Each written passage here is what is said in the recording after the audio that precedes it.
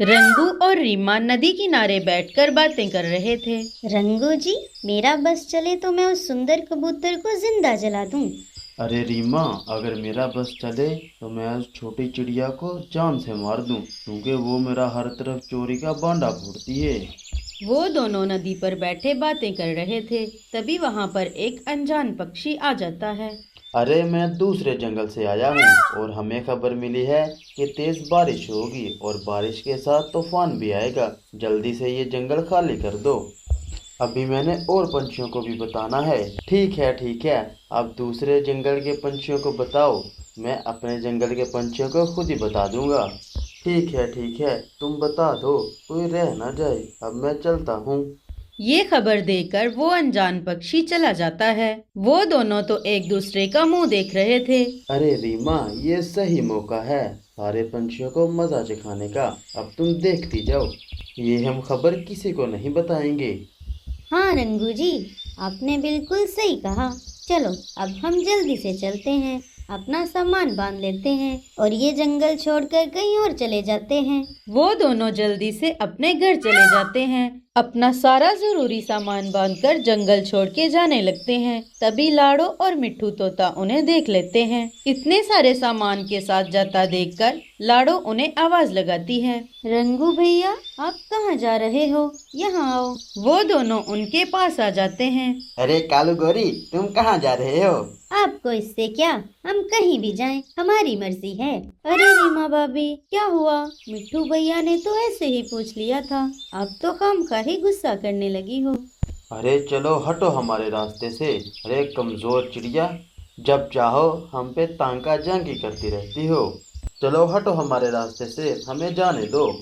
लाड़ो और मिट्ठू तोता साइड पे हो जाते हैं। रीमा और रंगू जल्दी से वहाँ से उड़ जाते हैं। उड़ते उड़ते वो दोनों जंगल से बहुत दूर निकल आते हैं। अरे रीमा, हम जंगल से तो निकल आए, लेकिन हमें रहने के लिए यहाँ पर घर का भी जुगाड़ करना होगा।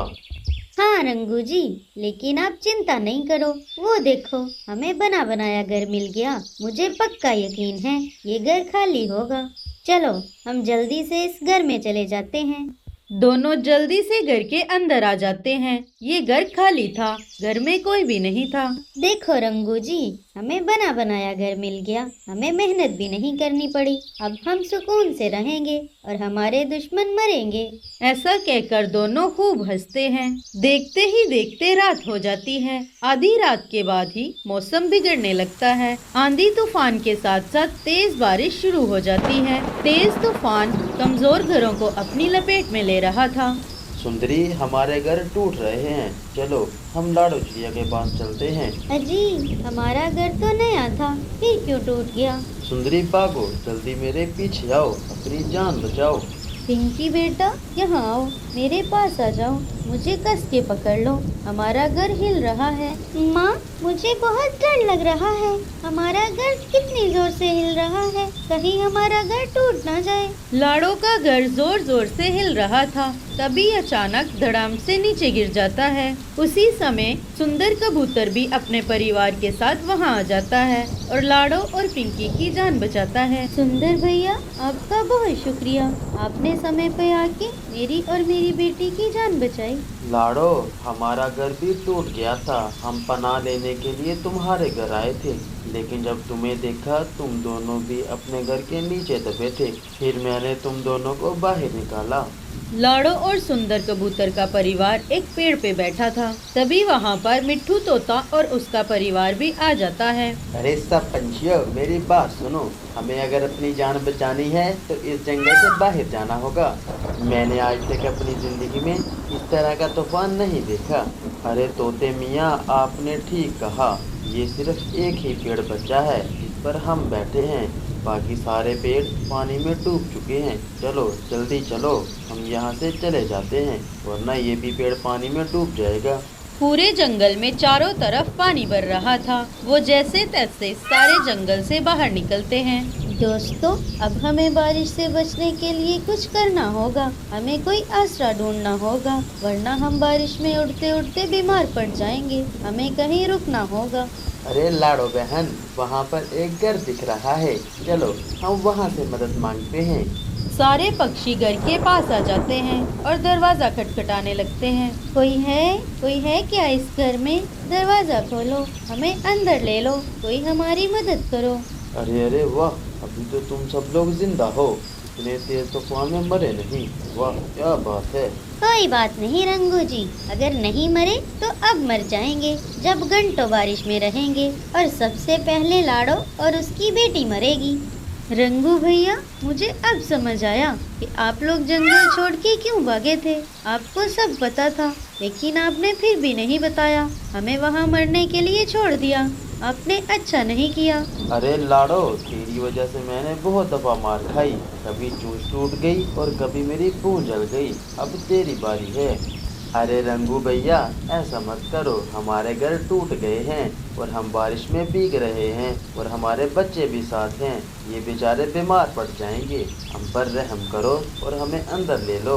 अरे ओ कबूतर के बच्चे, चल भाग यहाँ से। तू मेरे साथ बहुत लड़ता था, अब तुम्हें पता चलेगा कि रीमा क्या चीज है। चलो निकलो यहाँ से सारे। सारे पक्षी रंगू और रीमा की बहुत मेहनतें करते, लेकिन वो इन पे जरा भी दया नहीं करते। इस तेज तूफानी बारिश में सारे वहाँ से उड़ जाते हैं और थोड़ी दूर आकर बैठ जाते हैं। सारे बच्चे लगातार रोए ही जा रहे थे।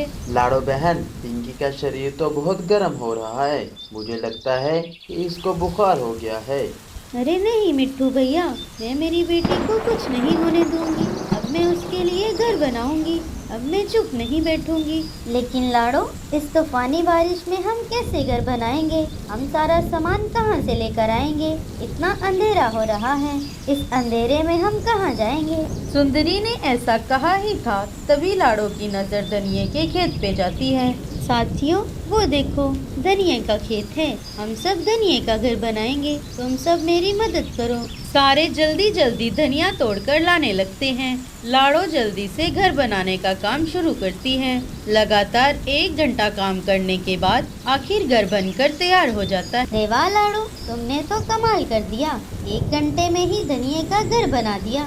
हाँ मिट्टी बहन, मुझे मेरी माँ ने सब सिखाया है। चलो अब जल्दी से घर के अंदर चलो। सारे पक्षी धनिये के घर के अंदर आ जाते हैं।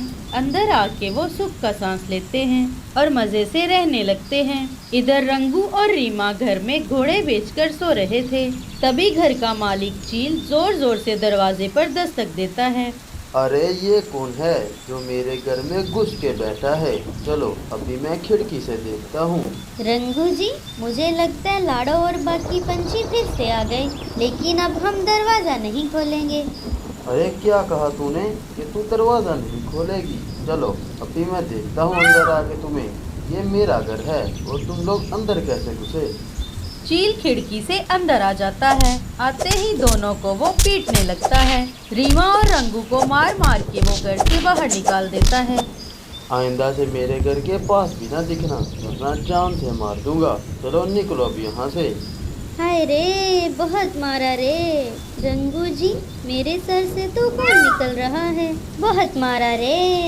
रंगू जी, अब जल्दी चलो यहाँ से, आधे हम पहले ही मर चुके हैं। अगर बारिश में भीगते रहे तो पूरे मर जाएंगे। दोनों उड़ते उड़ते धनिये के घर के पास पहुँच जाते हैं। जल्दी से दरवाजे पर दस्तक देते हैं। लाड़ो, सुंदर कबूतर और मिट्ठू तोता बाहर आते हैं। लाड़ो, हमें घर में ले लो, देखो ना हम जख्मी हैं। रीमा भाभी, क्या आपने हमें अंदर लिया था? आप दोनों भाग जाओ यहाँ से, आप दोनों हमें मारना चाहते थे। लाड़ो चिड़िया, वो घर चील का था और उसने हमें बहुत मारा, और तुम एक अच्छी चिड़िया हो और हमें घर में ले लो, ये तुम्हारी मेहरबानी होगी। लाड़ो बहन, ना ना, इन पे तुम रहम ना करना, ये बहुत बुरे कौवे हैं, ये हमें मारना चाहते थे, ये हमें जंगल में अकेला छोड़कर यहाँ आ गई। मिट्ठू तोता और सुंदर कबूतर दरवाजा बंद करने लगते हैं। तभी लाड़ो उन्हें रोक देती है। रीमा और रंगू को बुरी तरह घायल देखकर लाड़ो को उन पे दया आ जाती है। अरे साथियों, रुको जरा, उन दोनों को चोट आई है, वो घायल है, मैं उन्हें ऐसे नहीं छोड़ सकती। रीमा भाभी, रंगू भैया, आप दोनों अंदर आ जाओ। दोनों घर के अंदर आ जाते हैं। लाड़ो दोनों की मरहम पट्टी करती है। रंगू और रीमा ये देखकर बहुत शर्मिंदा हो जाते हैं और सबसे माफी मांगते हैं। साथियों, हमें माफ कर दो, हमसे गलती हो गई। कोई बात नहीं रीमा भाभी, आपको आपकी गलती का एहसास हो गया है, हमारे लिए यही काफी है। फिर सारे पक्षी तूफान के दिन धनिये के घर में खुशी खुशी गुजारने लगते हैं। दोस्तों, आप सब से एक रिक्वेस्ट है, आप सब हमारी कहानी देखते तो हो मगर चैनल को सब्सक्राइब नहीं करते। अगर आपको सफारी बडीज की कहानियाँ अच्छी लगती हैं तो प्लीज चैनल को सब्सक्राइब कर देना। इससे हमें नई नई कहानियाँ बनाने का मोटिवेशन मिलता है।